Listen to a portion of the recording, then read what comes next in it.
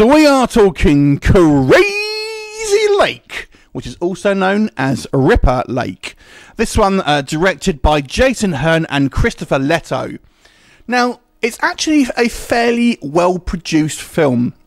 The actual editing here, I feel the cinematography, all looks pretty good. And why do I kind of say like I'm apprehensive? This is one of the most cliche films I have ever seen.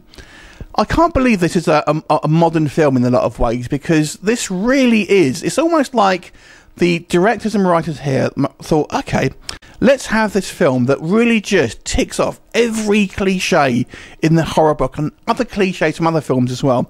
So let's talk about the plot a little bit. It essentially focuses on this kind of group of, you know, young adult teens, whatever, and they are going to this kind of this lake house basically for a kind of you know, a few days away.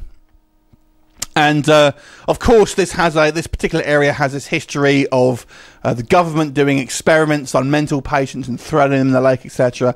And we have this kind of this masked slasher wandering around killing people in a variety of gory manner. And of course it ends up going through these kind of kids.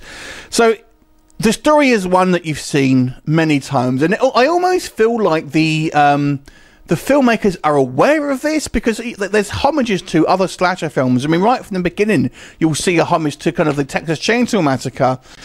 So I wonder why it's kind of made it such a cliche. I mean, everything that happens, you'll predict, absolutely. And there's absolutely nothing new in this film whatsoever. I mean, they've gone down to the stock characters, you know, the kind of the jock guy, the kind of the funny guy, the nerdy girl. And what made me laugh about this, the nerdy girl, they even have that thing where she takes her glasses off and undoes her ponytail, and she's kind of like, you know, this secret beauty that was spoofed in things like Not Another Teen Movie and stuff. Oh my God, this film is so cliche. That's not to say it's a badly made film, and that's the thing. That's why I find this film fairly perplexing in some respects, because, like I said, the actual production value looks quite good, and the quality of the technical sort of stuff I was quite impressive. The gore, there's not loads of it, if I'm completely honest, and the gore, there are a couple of occasions when that does look a little kind of cheap, but I don't mind so much that sort of thing personally.